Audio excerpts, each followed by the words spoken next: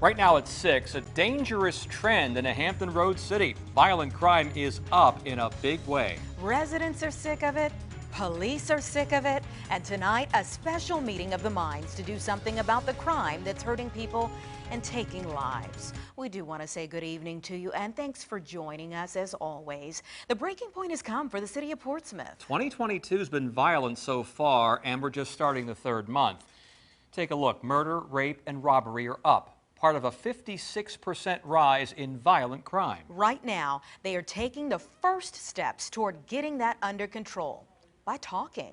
A live picture of a special city council meeting on the topic of taking back their community. No doubt the discussion will be lively. And before they walked into that meeting, some of the key players talked with 10 on Your Side's John Dowding about their worries and, more importantly, their solutions. John? Yeah, Tom, Anita, the hope for tonight is to come out of that meeting with solutions. You said it before. Now, that meeting has been called after that Portsmouth Public School staff member was shot on her way to work last week. You may remember our coverage of that last week. And those I spoke to tonight say that they're worried about who the next victim of violent crimes may be. They can't come up with any solutions. How many babies have to die before we actually address these issues? A desperate call for change from community and city leaders as Portsmouth sees a spike in violent crime. Crime rates compared to this time last year are up over 50%.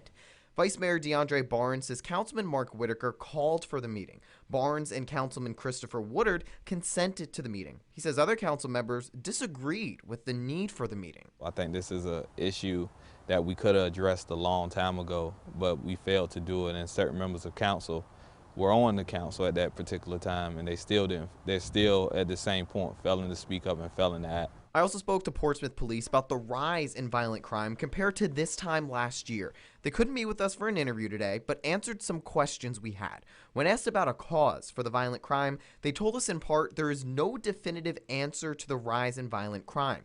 We have to take a holistic approach to it and find long-lasting solutions. Barnes says investing in activities and opportunities for youth could help, but he says until council is willing to act, they can't make issues better. When you hear from the community, they're scared. They're really worried, and they see that our council is really not, it seems like we're not really taking it serious as a whole. Another troubling statistic coming out from compared to last year, the use of firearms in a lot of these crimes has also increased this time this year compared to this time last year. Now, we'll have more of those statistics for you to look at over at wavy.com, and Portsmouth Police will also be in attendance for tonight's meeting. Live tonight in Portsmouth, I'm John Dowding, 10 on Your Side.